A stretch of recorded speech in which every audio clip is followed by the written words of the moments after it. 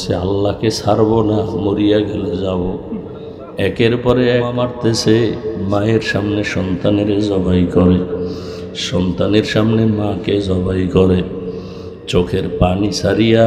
এরপর ওরা আমার মাওলাকে ভুলে না। একমাত্র কারণ আমার মাওলার আযাব বড় কঠিন। দুনিয়ার সূর্যের গরমের তাপ সইতে পারি না। কিয়ামতের দিন গুনাহগার হইয়া যদি হাসরের ময়দানে উঠে, রহমতের নবী একদিন আম্মাজান আয়েশার ঘরে বৈশা বৈশা কান্না করেন। আম্মাজান আয়েশা বলেন, ইয়া রাসূলুল্লাহ, আপনি কাঁদেন কেন? বলে, হাসরের ময়দানের ভয়। কেন? বলে, কিয়ামতের ময়দানে সব নারী পুরুষরা উলঙ্গ দাঁড়াবে।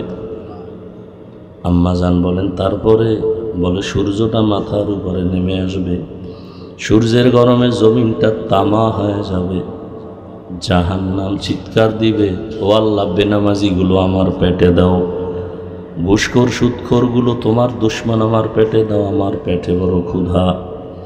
আল্লাহর নবী বলেন, ও আয়েশা, আল্লাহ সেদিন রাগ হয়ে যাবেন। আল্লাহ রাগ হয়ে একটা আওয়াজ দিবেন, খুব কঠিন, লিমানিল মুলকুল ইয়াউম লিল্লাহিল ওয়াহিদিল কাহ্হার। নবীজি বলেন, আল্লাহ পাকের কুদরতির আগের আওয়াজে হাসরের ময়দানটা থরথর করে কেঁপে উঠবে, সূর্যের গরমে মাথার মগজগুলো ভাতের মারের মতো ফুটবে, গুনাহগারগুলো চিল্লাইতে থাকবে। নবীরা যাদের কোনো গুনাহ নাই তারাও কান্না শুরু করবেন। হাদিসে ঘটনা দেখছি কয়েকদিন আগে, একজন ব্যক্তির ফয়সালা হয়ে যাবে, আমল নামা ওজন দিয়ে দেখবে অনেক নেক, তবে একটা নেকের টানে অভাবে জান্নাত পায় না। কয় নেকের অভাব?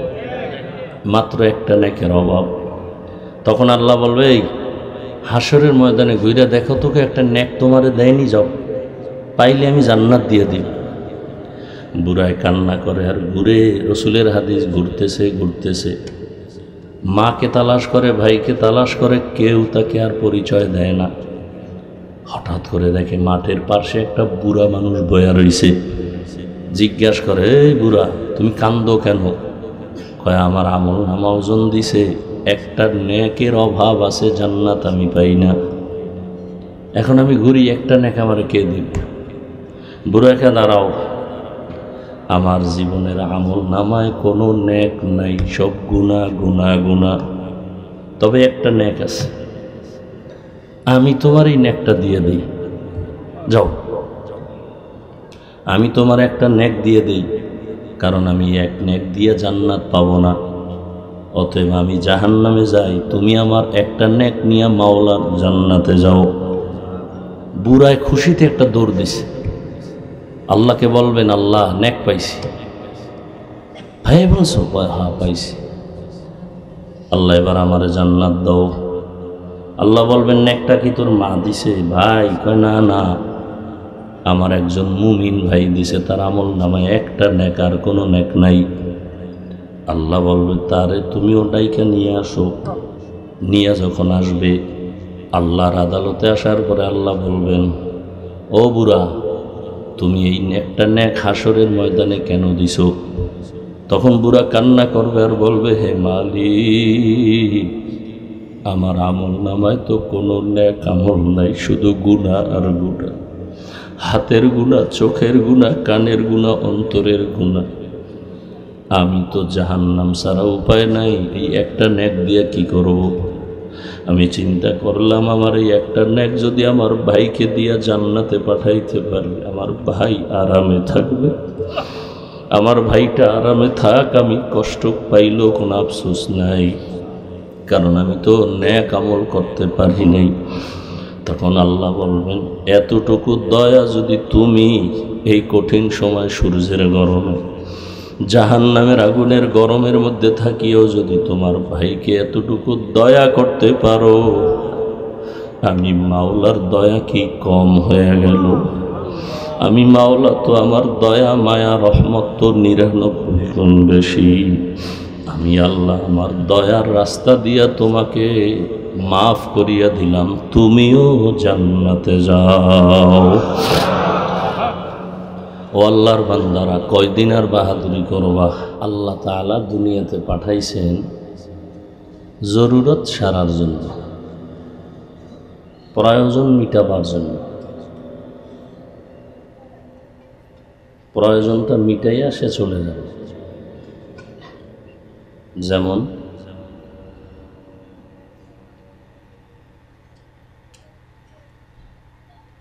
বিল্ডিং উঠায় না মানুষ, 2 তলা 3 তলা 4 তলা 5 তলা বিল্ডিং করে।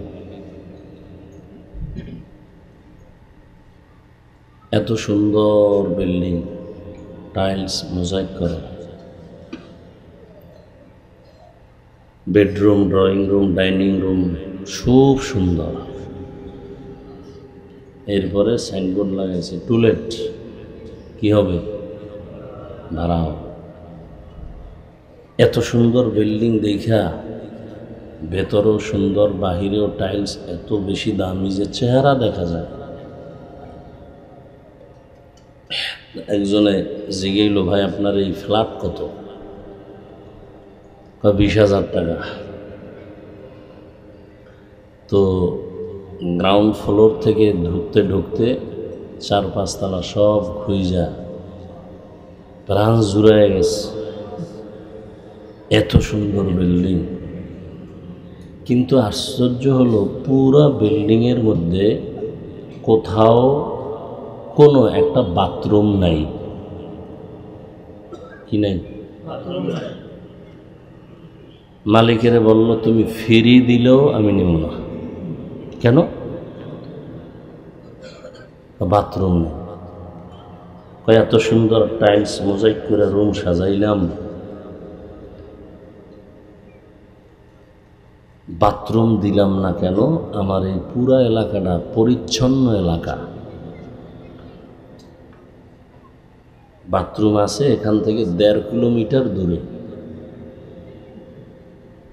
প্রয়োজন হলে কলিং বেলে চাপ দিবা, ওয়েটার আসবে, তোমাকে বাথরুমে নিয়ে যাবে। বলে হবে না। কথা কি হবে? বাথরুম লাগবে। আমার ড্রয়িং রুম, ডাইনিং, বেডরুমের মূল্য নেই, শুধু বাথরুমের কারণে এখন এটার কোনো মূল্যহীন হয়ে গেল? এটা বুঝলে তো আমি পুরো বিল্ডিং বাথরুমই বানায় রাখতাম। আচ্ছা, আমারে তুমি 1 মাস সময় দাও। সময় দিছে, প্রত্যেক রুমে রুমে বাথরুম। এত সুন্দর বাথরুম, সেখানে এসি লাগাই দিছে। এরপরে টেলিভিশন, টাইলস মোজাইক সব ভিআইপি। কমোডগুলো সব হাই কমোড, মোটামুটি সোফা সিস্টেম। বসে বসে টেলিভিশন দেখবে, এসির বাতাস খাবে। এগুলি দেখার পরেও কেউ এসে বলবে যে এত সুন্দর bathroom, bedroom, drawing room, dining রুমের থেকেও বাথরুম খুব সুন্দর, তাহলে আমি এখানে প্রতিদিন আধা ঘন্টা কোলবালিশ নিয়ে ঘুমাবো। কেউ বলবে না? বলবে না। বাথরুম ছাড়া বিল্ডিংয়ের দাম নেই, কিন্তু বাথরুম কেউ গিয়ে ঘুমায় না। বাথরুমের এত জরুরত কেন? সামান্য সময় 5-10 মিনিটের জন্য একটু প্রয়োজন সারবে, কিন্তু ওখানে গিয়া অনর্থক কেউ বসে থাকে না, জরুরত সেরে বের হয়ে যায়। ঠিক দুনিয়াটা বাথরুমের মতো।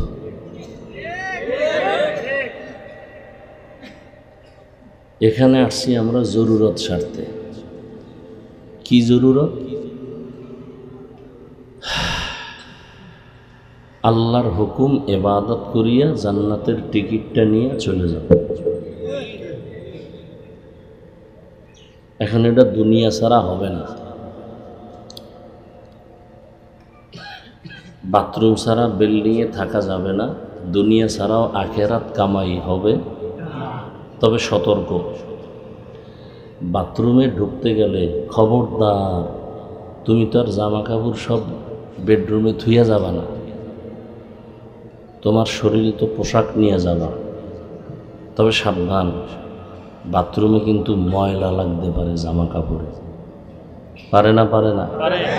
পারে। ময়লা যেন স্পর্শ না করে। যদি লাগে তাহলে পরিষ্কার করার জন্য মেডিসিন রেডি রাখো, সাবান আর পানি। দুনিয়া নামক স্থানে বইয়া নামাজ রোজা হজ জাকাত জিকির টিকির কইরা জান্নাতে যাব, কিন্তু সাবধান, দুনিয়া যেন আমার অন্তরকে ময়লা করতে না পারে। যদি করে তাহলে পরিষ্কার করার জন্য সাবান পানি রেডি রাখো।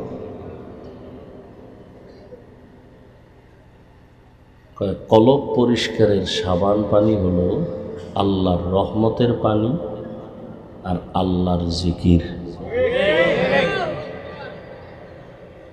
বাথরুমে যাইয়া ময়লা লাগবে না, লাগবে না, এমন ময়লা লাগছে যেটা সাবানেও যায় না,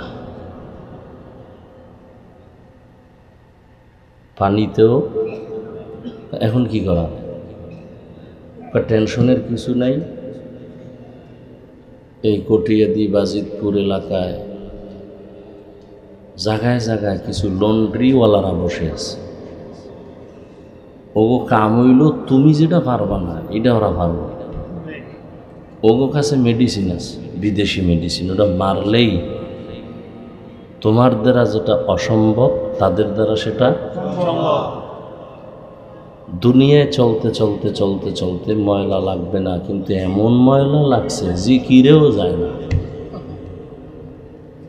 নামাজেও যায় না। নামাজ পড়ে চিন্তা দোকান, নামাজ পড়ে ওয়াদা ঠিক নেই, নামাজ পড়ে সুদের টাকায় ব্যবসা, নামাজ পড়ে ঠিকই ওয়াজ মাহফিলে বাধা দেয়। কি এই যে আমি অসুস্থ মানুষ, যেখানে গাড়ি আইব না, এই আশেপাশে কত মাঠ আছে, এই বিশাল ক্ষেতের মধ্যে দেওয়া লাগবে কেন?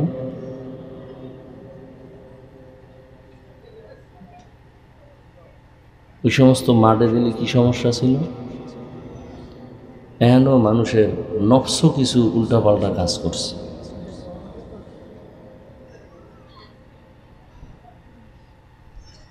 আল্লাহ,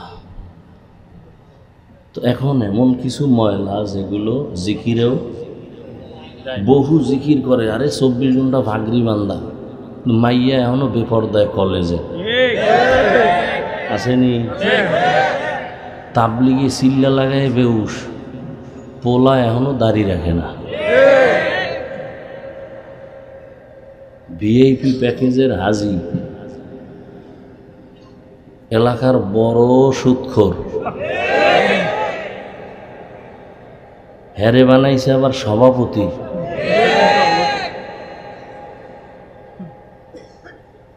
মানে শিয়ালের হাতে মুরগি দিলে যা হয় তাই। শিয়ালের কাছে মুরগি দিয়ে কইছে 3 দিনের আমানত। শিয়াল কয় 1 সেকেন্ডও না, দোয়া চাই মাপ চাই। এটা ফেটে গিয়া কিমা হয়ে গেছে, আর ফেরত দেওয়ার কোনো উপায় নাই। শিয়ালের হাতে মুরগি আমানত দিলে যা হয়, মাদ্রাসা মসজিদ আর ধর্মের চাবি সুদখোর ঘুষখোর বেনামাজির হাতে দিলে তাই হয়। দিছে কে? জিব্রাইল? সুদখোর বেনামাজি ঘুষখোরের হাতে মাদ্রাসা মসজিদের দায়িত্ব দিছে কারা? জিব্রাইল? কারা দিছে? কঠিন, বড় কঠিন।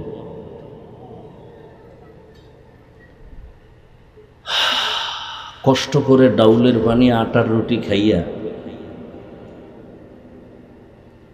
মায়ের পেট থেকে পইরেই মাদ্রাসায় গেছি।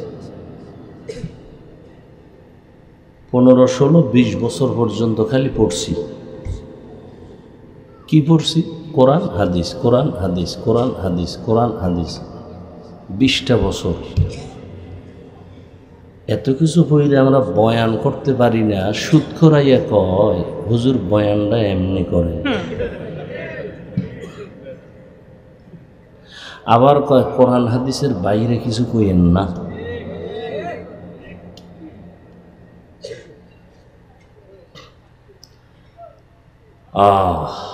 অথচ সুদের সাথে যারা জড়িত, তওবা না করা পর্যন্ত এদের কোনো আমল কবুল হবে না, হজ কবুল হবে না, জিকির কবুল হবে না, দান কবুল হবে না, তেলাওয়াত কবুল হবে না, দরুদ শরীফ কবুল হবে না। আল্লাহ নিজে বলছেন, বেঈমান রেডি হ, আমি আল্লাহ নিজে তোর সাথে যুদ্ধ করব। এবার বুঝেন যে কতটা ঘৃণিত যে আল্লাহ নিজে যুদ্ধ করবেন।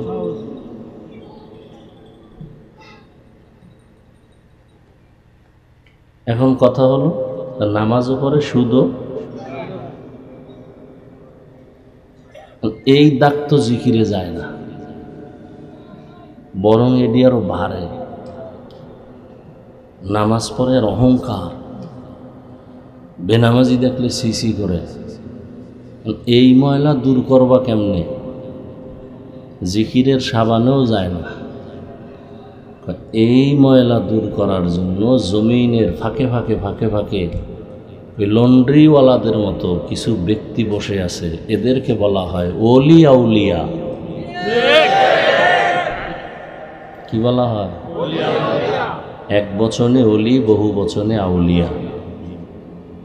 এদেরকে অন্য শব্দে বলে পীর, আবার বলে মুর্শিদ, আবার বলে ওলামা।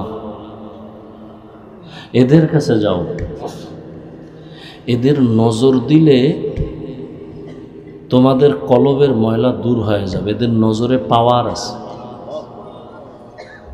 কি আছে? কোরআন হাদিসের ভাষায় ওই পাওয়ারের নাম, কোরআনের আয়াত ফুরকান, ওই পাওয়ারের নাম কি? হাদিসের ভাষায় ওই পাওয়ারের নাম ফেরাসাত।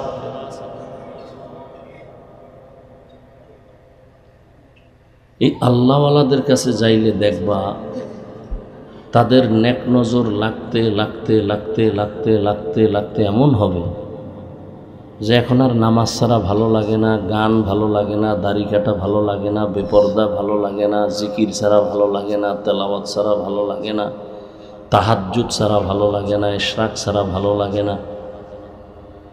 তাদের কাছে একটা আলাদা মেডিসিন আছে আল্লাহর দেওয়া। ওই মেডিসিন আল্লাহ দেন। ওই মেডিসিনের নাম হলো ফুরকান। তবে এখানে একটা কথা, এই যে আল্লাহ স্পেশাল পাওয়ার দিবেন, কোনো বেনামাজিকে দিবেন না, কোনো গুনাহগারকে দিবেন না, তাকওয়াওয়ালা যারা আল্লাহ তাদেরকে দিবেন। এবং তারা যখন নজর দিবে তখন তার কলবের মধ্যে পরিবর্তন শুরু হয়ে যাবে। তখন দিন দিন মানুষ রিয়া, হাসাদ, কিবির থেকে মুক্তি পাওয়া শুরু করবে। এখন যারা ওলিয়া উলিয়া মানে না, পীর মুর্শিদ মানে না, এক উপায় কি? সারা বাংলাদেশে আমি ঘোষণা দিছি, যারা পীর আউলিয়া, অলি আউলিয়া মানে না, এরা কোরআন মানে না, বুখারী মানে না,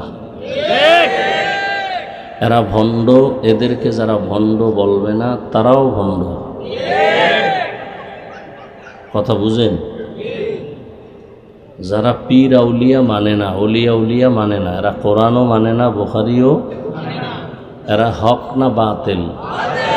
এরা কেমন বাতিল?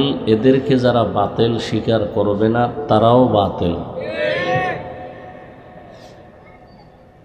আল্লাহ হেদায়েত দান করেন।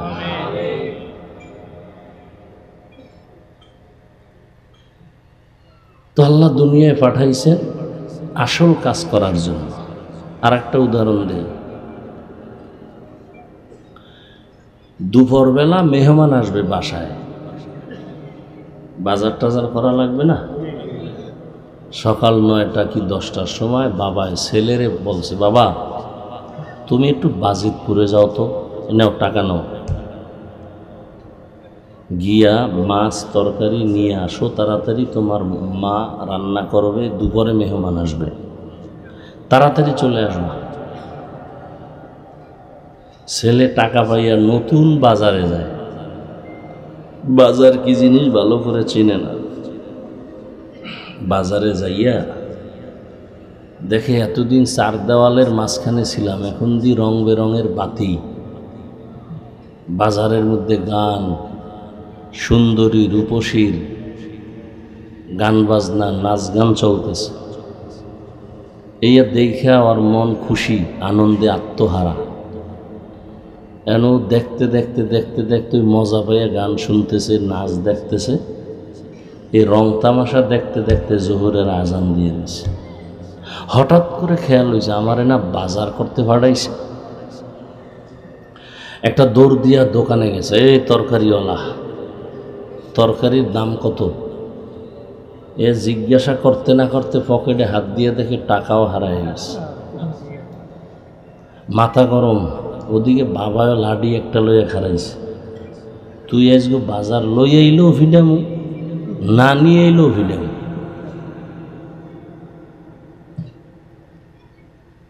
ছেলে তো কাঁদতেছে, টাকাও হারাইলাম, বাজারও হলো না। আল্লাহ দুনিয়ায় পাঠাইছেন তার ইবাদতের জন্য, কিন্তু দুনিয়ার মধ্য থেকে ইবাদত করবা, এটা পরীক্ষার হল। পরীক্ষার হলের মধ্যে প্রতিযোগিতা চলে, কেউ বেশি আগায় যায়, কে শ্রেষ্ঠ, কে সফল, প্রতিযোগিতা চলে। কেউ প্রশ্নের উত্তর সঠিক লেখে, কেউ ব্যাঠিক লেখে, কোনো বাধা দেওয়া হয় না। কিছু কিছু দুনিয়াদারেরা দুনিয়ায় এসা রং তামাশা দেখা আল্লাহ যে আমাকে ইবাদতের জন্য পাঠাইছেন, হ্যাঁ আল্লাহরই চেনে না। দুনিয়া দুনিয়া করতে করতে একদল ইমানের টাকাও হারায় ফেলছে। আল্লাহ বলেন, আমি আল্লাহ এরপরও তোমার উপরে বেজার না, তওবার দরজা খুলে রাখছি। তুমি যদি তওবা করে বলো, আল্লাহ আমার ভুল হয়ে গেছে, ক্ষমা চাই, আল্লাহ বলেন তোমার জীবনের সব মাফ করে দিবে। দুনিয়া কিছুই না। লা ইয়াগুররান্নাকা তাকাল্লুবুল্লাযীনা কাফারু ফিল বিলাদি মাতাউন কালিলুন সুম্মা মাওয়াহুম জাহান্নাম ওয়া বিইসাল মিহাদ। কাফের বেঈমানের বানানো গুলশান দেখা পাগল হও না, এগুলি কিচ্ছু না। বিউটি পার্লারের সৌন্দর্য রৌদ্র লাগলে শেষ। একজনে বিউটি পার্লারের সুন্দরী দেখা কয় তো ডানা কাটা ভরি, বাপ মা ছাড়লে ওইটারে ছাড়বো না। বিয়া শাদি কইরা বাসায় নিয়ে যখন চেহারাটা ধুইছে দেখে জাম কালা। এখন কপাল থাবড়াইলে আর কি হবে? যারা দুনিয়া দুনিয়া দুনিয়া দুনিয়া কইরা নামাজ নাই, রোজা নাই, তেলাওয়াত নাই, জিকির নাই, সুন্নত নাই, এই একটা চোরারাও দুনিয়াও পাইল না, আখেরাতও পাইল না। আচ্ছা, দুনিয়া পাওয়ার জন্য যারা দৌড়ায় এরা কি চায়? দুইটা জিনিস চায়। কয়টা? এক নম্বরে চায় সম্মান, আর একটা চায় শান্তি। আপনারা শিক্ষিত মানুষ, বলেন তো, আল্লাহরে বাদ দিয়া, নবীরে বাদ দিয়া, দুনিয়া দুনিয়া কইরা বিল্ডিং আর টাকার মালিক হইয়া সম্মানে আছে, শান্তিতে আছে, কে আছে আমাকে বলেন তো? বিল্ডিং শান্তির মালিক? 10 তলা বিল্ডিং উঠাইয়া মাস্তানি করে লাভ কি, যদি বিল্ডিং বাদ দিয়া জঙ্গলে ঘুমানো লাগে? সুইস ব্যাংকে টাকা জমা করে লাভ কি, যদি বংশের কেউ ভোগ করতে না পারে? এর চেয়ে রিক্সা চালায় খাওয়া ভালো, অনেক শান্তি। টাকা দিয়া সম্মান কিনলে ফার্স্ট অবস্থায় পায় ফুলের মালা, ফাইনালে পায় জুতার মালা। আর আল্লাহ যাকে সম্মান দেন এ দুনিয়ায়ও বাদশাহ, আখিরাতেও বাদশাহ। যারা আল্লাহ চিনে না, নবী চিনে না, হা হুতাশ করতেছে, কেউ হাসে কেউ কাঁদে, এই নিয়ম। আর যারা নবীর আদর্শ নিয়ে আমরা আছি, আলহামদুলিল্লাহ, আমরা আগেও যেমন ছিলাম এখনও তেমন আছি, কোনো টেনশন নেই।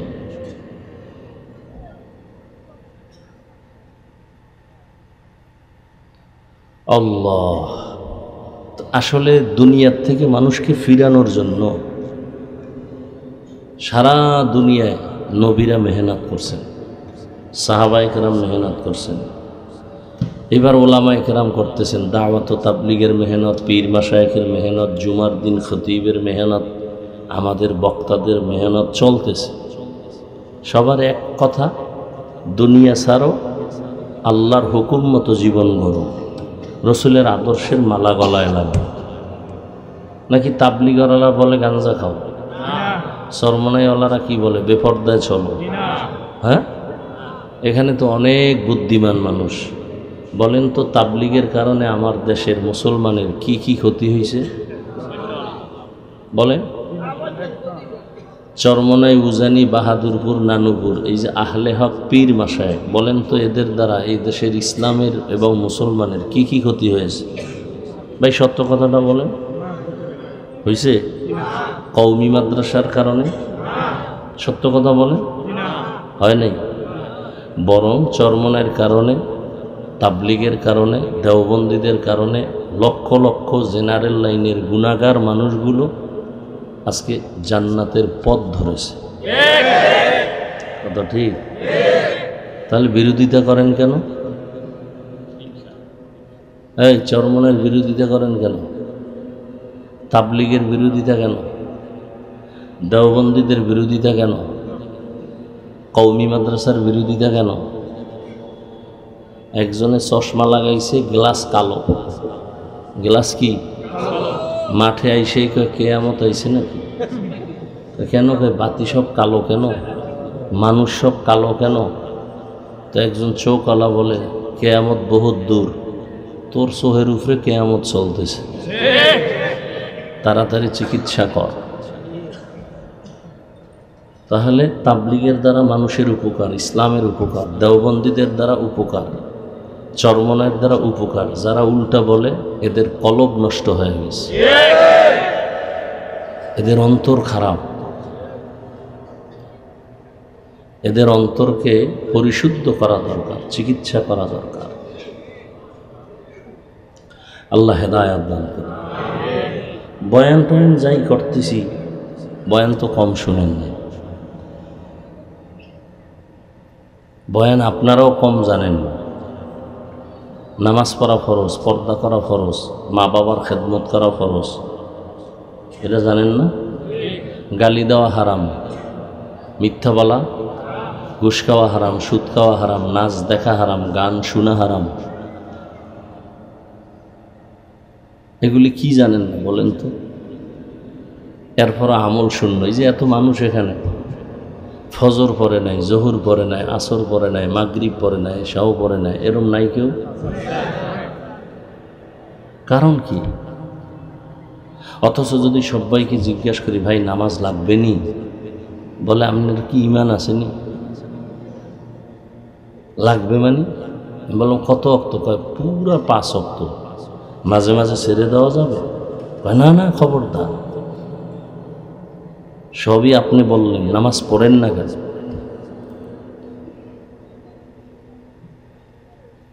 অথচ নবী বলেন বাইনাল আবদি ও বাইনাল কুফরি তরকুস সালাহ, মুমিন আর বেঈমানের মধ্যে ব্যবধান নামাজ। বেঈমানেরা নামাজ পড়ে না, মুমিন নামাজ ছাড়ে না। এর কারণ একটা, এই বয়ান কিয়ামত পর্যন্ত চলতে থাকবে, কিন্তু ফায়দা কম হবে। কেন? যতক্ষণ পর্যন্ত আল্লাহর শাস্তির ভয় অন্তরে আসবে না, তাকওয়া আসবে না, ততদিন পর্যন্ত মানুষ বয়ান আমল করবে না।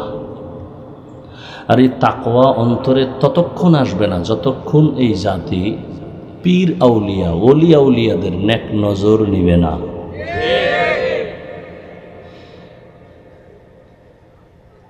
এই জন্য আল্লাহ কোরআনের এক আয়াতে বলেন, ইয়া আইয়ুহাল্লাযীনা আমানু, ও দুনিয়ার মুমিন, ইত্তাকিল্লাহ।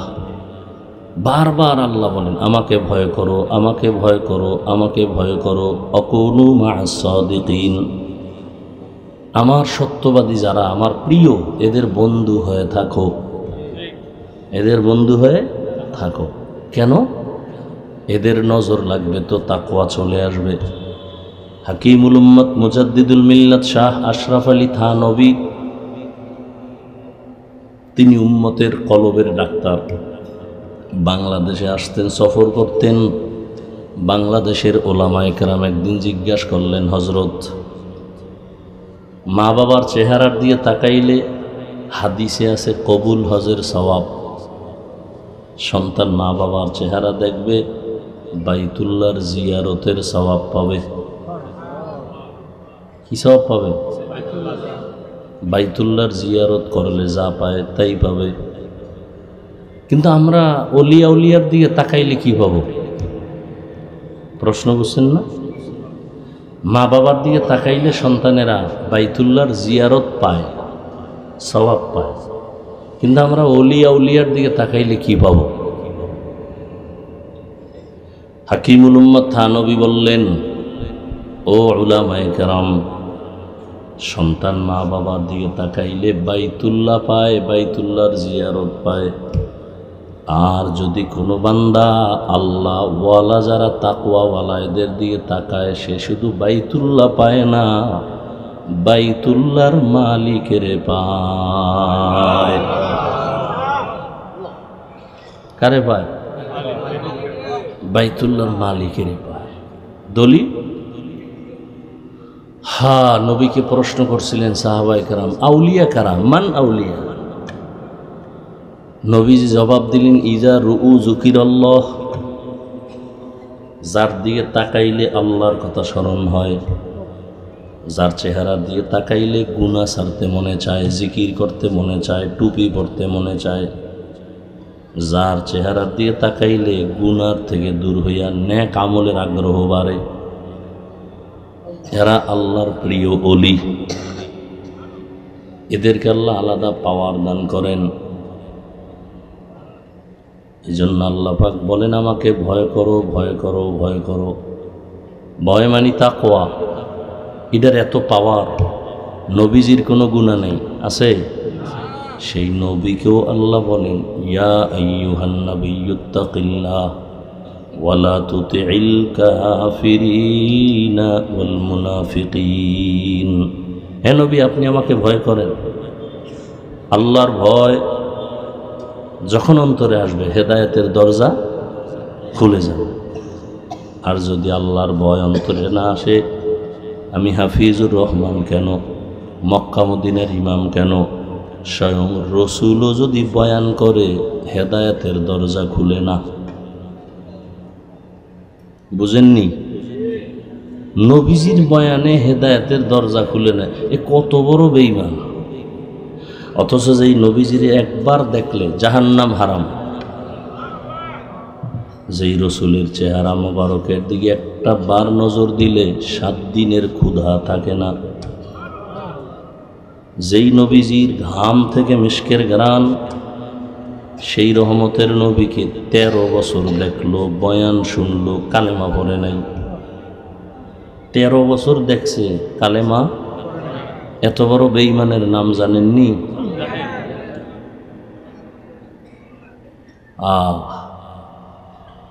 কার ভয় নাই?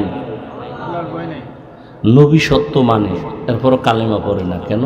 আল্লাহর আযাবের ভয়। আর অন্যদিকে 27 বছরের এক যুবক তরবারি নিয়ে দৌড়ায় নবীকে জবাই করার জন্য। কয় বছর? তরবারি নিয়ে দৌড়ায় যখন নবীজির চেহারার দিকে নজর পড়ল, তরবারিটা ফালাইয়া বলে, নবী বেয়াদবি মাফ করে আমাকে কালেমা পড়াইয়া দেন। দেখছেন নি? 13 বছর বয়ান শুনে কালেমা পড়ে না। আর 27 বছরের যুবক তরবারি নিয়ে যায় নবীর কল্লা কাটার জন্য। হেদায়াত পাইয়া এমনভাবেই মজবুত হয়ে গেল, তরবারি নিয়ে বাইতুল্লাহর পাশে দাঁড়ায় বলে, এই মুশরিকেরা আয়, মুহাম্মদের বিরুদ্ধে একটা কথা বলবি? আমার তরবারি যথেষ্ট, মুহাম্মদের প্রয়োজন নাই। আল্লাহ এমন পাওয়ার দিছেন, ওমর এখন যেই পথ দিয়া চলে শয়তান ওই পথে আসে না। এক যুবক মদের বোতল নিয়ে হাঁটতেছে রাস্তায়, হঠাৎ করে দেখে ওমর, ওর ভয়ে, ওমর তো কথার আগে তরবারি। ওমর যদি মদের বোতল দেখে কল্লা ফালায় দিবে, ও আল্লাহ আমারে বাঁচাও বাঁচাও, আর জীবনে মদ খামু না, মরে যাবো। বোতল ফালাইয়াও দিতে পারে না, ওমরের চোখ পড়ে গেছে। কাছে এসে গায়ে, যুবক বোতল দে। বোতলটা হাতে নিছে, যুবক কাঁপতেছে, কাঁপিস না। ওমর বোতলটা নিয়ে তাকায় দেখে বোতলের মধ্যে এক ফোঁটা মদও নাই, পুরা বোতলটাই সাদা দুধে ভরা। হর কে দারত খৌফে হকদার দিল মাদাম, জান্নাতুল মাওয়া দেহাদুরা মাকাম। আল্লাহর ভয়। ওমরে ফারুক রাদিয়াল্লাহু আনহু দিনের বেলা রাষ্ট্র চালাইছেন, রাতের বেলা ঘুরে ঘুরে দেখছেন কি আর কি হালাত। জঙ্গলের পাশে গিয়ে দেখে ভেতরে একটু বাতি জ্বলে। ওমর চুপচাপ ওখানে একা একা দাঁড়ায়, শুনে ভেতরে মা আর মেয়ে কথা বলে। মা বলে, এই মেয়ে, আগামীকাল বাজারে গাভীর দুধ বিক্রি করতে নিবা, পানি বেশি দিও। কারে কয়? মেয়ে কয়, মা ওমর যদি টের পায় কল্লা ফালায় দিবে। ওমর কই? ওমর কই? মা ডাক দিয়ে কয়, ওমর দেখবে না। মেয়ে ডাক দিয়ে কয়, মা ওমর যদিও দেখবে না, তবে ওমরের আল্লাহ তো দেখবে।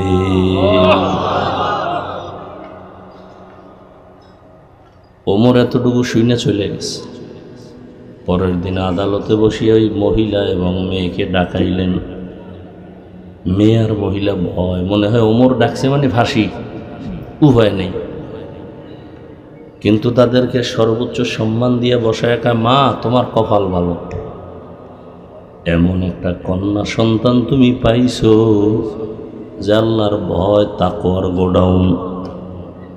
মা তোমাকে আজকে একটা পুরস্কার দিতে চাই। কি? কয়, তুমি যদি আলহামদুলিল্লাহ বলো, তাহলে তোমার এই মেয়েটাকে আমি ওমরের ছেলের জন্য নিতে চাই। মা খুশি না বেজার? খুশি হয়ে গেলেন। এইবার এই ওমরের ছেলের সাথে এই মেয়ের বিয়া হয়ে গেল। এমনই এই দামি নারীর গর্বের ধারায় আর একটা সূর্যের আলো আসছে, ওমর ইবনে আব্দুল আজিজ। আল্লাহর ভয়। দেখেন, আপনারাও মুসলমান, আমিও কি? কথা বলেন। আপনাদের আল্লাহ আমার আল্লাহ দুই, বুঝে শুনে বললেন এক। আপনাদের নবী আমার নবী, আপনাদের কোরআন আমার কোরআন, আপনাদের কাবা আমার কাবা, আপনাদের ধর্ম আমার ধর্ম, আপনাদের কালেমা আমার কালেমা। দুনিয়াতে আসছি সিস্টেম।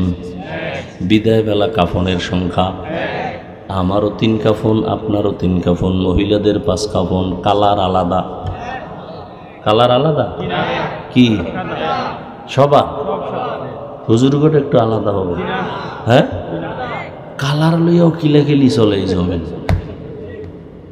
এত বড় মূর্খ যে কালার লইয়াও কিলাকিলি। কবরের সাইজ ভেতরে রাখার পরে প্রশ্ন কয়টা? কয়টা? আলাদা আলাদা না সবে? রবের পরিচয় দাও, ধর্মের পরিচয় দাও, রাহমাতুল্লিল আলামিনের পরিচয় দাও। দেখেন তো, আপনার আমার আল্লাহ এক, নবী এক, কোরআন এক, কাবা এক, ধর্ম এক, কালেমা এক, কবর এক, প্রশ্ন এক, কাফন এক, কালার এক। অথচ আপনি কেমন মুসলমান আর আমি কেমন মুসলমান। আজকে আপনার পায়ে ধরে ধরে বুঝাই, টুপি পরেন, দাড়ি রাখেন, নামাজ পড়েন। আমি টুপি খুলতে চাই না, লজ্জা পাই। আর আপনি কেমন মুসলমান যে টুপি দিতে চান না, লজ্জা পান? আমি দাড়ি কাটতে চাই না, লজ্জা। আর আপনি কেমন মুসলমান যে দাড়ি রাখতে চান না, লজ্জা। আমি মসজিদে না ঢুকলে লজ্জা পাই, আর আপনি মসজিদে ঢুকতে গেলে লজ্জা পান। আমি পর্দা না করলে লজ্জা পাই, আর আপনি কেমন মুসলমান যে পর্দা করতে গেলে লজ্জা পান? শুধু একটাই কারণ, আল্লাহর ভয় অন্তরে নাই। আজকে যদি আমি দাড়ি কামাইয়া টুপি বাদ দিয়া নামাজ বাদ দিয়া আপনার মতো প্যান্ট শার্ট টাই লাগায় রাস্তায় ঘুরতাম, কেউ আমারে বাধা দিত না। এই টুপির কারণে বিপদ, জামার কারণে বিপদ, জিকিরের কারণে বিপদ, কওমি মাদ্রাসায় পড়ার কারণে বিপদ। হাজার হাজার মুরব্বীরা, আজকে ফিলিস্তিনের অবস্থা কত করুণ। ওরা যদি বলতো আমরা ইসরায়েলের মাইনে চলবো, আল্লাহ মানব না, সব মাফ, কিন্তু ওরা বলছে আল্লাহকে ছাড়বো না, মরিয়া গেলে যাব। একের পরে এক বোমা মারতেছে, মায়ের সামনে সন্তানের জবাই করে, সন্তানের সামনে মাকে জবাই করে, চোখের পানি ছাড়িয়া। এরপর ওরা আমার মাওলাকে ভুলে না। একমাত্র কারণ, আমার মাওলার আযাব বড় কঠিন। দুনিয়ার সূর্যের গরমের তাপ সইতে পারি না। কিয়ামতের দিন গুনাহগার হইয়া যদি হাসরের ময়দানে উঠে, রহমতের নবী একদিন আম্মাজান আয়েশার ঘরে বৈশা বৈশা কান্না করেন। আম্মাজান আয়েশা বলেন, ইয়া রাসূলুল্লাহ, আপনি কাঁদেন কেন? বলে, হাসরের ময়দানের ভয়। কেন? বলে, কিয়ামতের ময়দানে সব নারী পুরুষরা উলঙ্গ দাঁড়াবে। আম্মাজান বলেন, তারপরে? বলে, সূর্যটা মাথার উপরে নেমে আসবে, সূর্যের গরমে জমিনটা তামা হয়ে যাবে, জাহান্নাম চিৎকার দিবে, ও আল্লাহ, বেনামাজিগুলো আমার পেটে দাও, ঘুষখোর সুদখোরগুলো তোমার দুশমন আমার পেটে দাও, আমার পেটে বড় ক্ষুধা। আল্লাহর নবী বলেন, ও আয়েশা, আল্লাহ সেদিন রাগ হয়ে যাবেন। আল্লাহ রাগ হয়ে একটা আওয়াজ দিবেন, খুব কঠিন, লিমানিল মুলকুল ইয়াউম লিল্লাহিল ওয়াহিদিল কাহ্হার। নবীজি বলেন, আল্লাহ পাকের কুদরতি রাগের আওয়াজে হাসরের ময়দানটা থরথর করে কেঁপে উঠবে, সূর্যের গরমে মাথার মগজগুলো ভাতের মারের মতো ফুটবে, গুনাহগারগুলো চিল্লাইতে থাকবে। নবীরা যাদের কোনো গুনাহ নাই তারাও কান্না শুরু করবেন। হাদিসে ঘটনা দেখছি কয়েকদিন আগে, একজন ব্যক্তির ফয়সালা হয়ে যাবে, আমল নামা ওজন দিয়ে দেখবে অনেক নেক, তবে একটা নেকের টানে অভাবে জান্নাত পায় না। কয় নেকের অভাব? মাত্র একটা নেকের অভাব। তখন আল্লাহ বলবে, এই হাসরের ময়দানে ঘুরে দেখো, তোকে একটা নেক তোমারে দেয়নি, যাও, পাইলে আমি জান্নাত দিয়ে দিই। বুড়ায় কান্না করে আর ঘুরে, রসুলের হাদিস, ঘুরতেছে ঘুরতেছে, মাকে তালাশ করে, ভাইকে তালাশ করে, কেউ তাকে আর পরিচয় দেয় না। হঠাৎ করে দেখে মাঠের পাশে একটা বুড়া মানুষ বয়া রইছে। জিজ্ঞাস করে, এই বুড়া, তুমি কান্দো কেন? কয়, আমার আমল নামা ওজন দিছে, একটা নেকের অভাব আছে, জান্নাত আমি পাই না। এখন আমি ঘুরি, একটা নেক আমারে কে দিবে? বুড়াকে, দাঁড়াও, আমার জীবনের আমল নামায় কোনো নেক নাই, সব গুনাহ গুনাহ গুনাহ, তবে একটা নেক আছে, আমি তোমার এই নেকটা দিয়ে দিই, যাও, আমি তোমার একটা নেক দিয়ে দিই, কারণ আমি এক নেক দিয়ে জান্নাত পাবো না, অতএব আমি জাহান্নামে যাই, তুমি আমার একটা নেক নিয়ে মাওলার জান্নাতে যাও। বুড়ায় খুশিতে একটা দৌড় দিছে, আল্লাহকে বলবেন, আল্লাহ, নেক পাইছি। ভাই বলছো? হ্যাঁ পাইছি। আল্লাহ, এবার আমারে জান্নাত দাও। আল্লাহ বলবেন, নেকটা কি তোর মা দিছে? ভাই কয়, না না, আমার একজন মুমিন ভাই দিছে, তার আমল নামায় একটা নেক, আর কোনো নেক নাই। আল্লাহ বলবে, তারে তুমিও ডাইকা নিয়ে আসো। নিয়ে যখন আসবে, আল্লাহর আদালতে আসার পরে আল্লাহ বলবেন, ও বুড়া, তুমি এই একটা নেক হাসরের ময়দানে কেন দিছো? তখন বুড়া কান্না করবে আর বলবে, হে মালিক, আমার আমল নামায় তো কোনো নেক আমল নাই, শুধু গুনাহ আর গুনাহ। হাতের গুনাহ, চোখের গুনাহ, কানের গুনাহ, অন্তরের গুনাহ। আমি তো জাহান্নাম ছাড়া উপায় নাই, এই একটা নেক দিয়ে কি করব? আমি চিন্তা করলাম, আমার এই একটা নেক যদি আমার ভাইকে দিয়া জান্নাতে পাঠাইতে পারি, আমার ভাই আরামে থাকবে। আমার ভাইটা আরামে থাক, আমি কষ্ট পাইলেও কোনো আফসোস নাই, কারণ আমি তো নেক আমল করতে পারি নাই। তখন আল্লাহ বলবেন, এতটুকু দয়া যদি তুমি এই কঠিন সময় সূর্যের গরমে, জাহান্নামের আগুনের গরমের মধ্যে থাকিও যদি তোমার ভাইকে এতটুকু দয়া করতে পারো, আমি মাওলার দয়া কি কম হয়ে গেল? আমি মাওলা তো আমার দয়া মায়া রহমত তো 99 গুণ বেশি। আমি আল্লাহ আমার দয়ার রাস্তা দিয়া তোমাকে মাফ করিয়া দিলাম, তুমিও জান্নাতে যাও। ও আল্লাহর বান্দারা, কয়দিন আর বাহাদুরি করবা? ও যুবক, তোমার মতো কত যুবক স্কুলে পড়ে, কলেজে পড়ে, চাকরি করে, নামাজ ছাড়ে না, বলো তুমি কেন পারবা না? তোমার মতো যুবক জেনারেল লাইনে পড়ে, রাস্তায় গাড়ি চালায়, নামাজ ছাড়ে না, তুমি কেন পারো না? তোমার মতো যুবক দেখো র্যাব, আর্মি, পুলিশ, বিডিআরের চাকরি করে, নামাজি অভাব নাই, তুমি কেন পারো না? তোমার মতো যুবক এমপি, মন্ত্রী, ওসি, ডিসিএসপি নামাজি আছে, তুমি কেন পারবা না রে বলো? তোমার মতো যুবক রাস্তায় গাড়ি চালায়, মাঠে কাজ করে, নদীর মধ্যে মাছ ধরে, নামাজ পড়ে, তুমি কেন পারবা না? পর্দার আড়ালের মা বোনেরা, আপনাদের মতো কত মা কত বোন আছে, মোবাইলে সময় নষ্ট করে না, বেপর্দায় চলে না, স্বামীর মাল নষ্ট করে না, নামাজ ছাড়ে না, আপনারা কেন পারবেন না? বৃদ্ধ বাবাজি, আপনার মতো কত বুড়ারা মসজিদে গিয়া নামাজ পড়ে, আপনি কেন পারেন না? আল্লাহর ভয় অন্তরে জমা করিয়া জীবনে তো নামাজ কম ছাড়লেন না, দাড়ি কম কাটলেন না, বেপর্দায় কম চললেন না। আজকে থেকে তওবা করেন, আল্লাহকে মনে মনে বলেন, হে আল্লাহ, জীবনে যত মনে চাইছে দাড়ি কাটবো কেটে ফেলেছি, নামাজ ছাড়বো ছেড়ে দিয়েছি, বেপর্দায় চলবো চলছি, আজকে থেকে তওবা করতে চাই। জীবনটা চলিয়ে গেল, আর নামাজ ছাড়বো না, দাড়ি কাটবো না, বেপর্দায় চলবো না, মা বাবার সাথে বেয়াদবি করবো না, উলামায়ে কেরামের দোয়া নিয়ে, শিক্ষকের দোয়া নিয়ে, নবীর সুন্নাত অনুযায়ী চলবো। তওবা করার যদি অন্তর তৈরি হয়, মুনাফিকি না থাকে, খাঁটি হাত দুটো আল্লাহকে দেখায় দাও। আয় আল্লাহ, হাতগুলো কবুল করে নেন, তওবা কবুল করে নেন, তওবার উপরে মজবুত হয়ে চলার তৌফিক দান করেন, আমিন।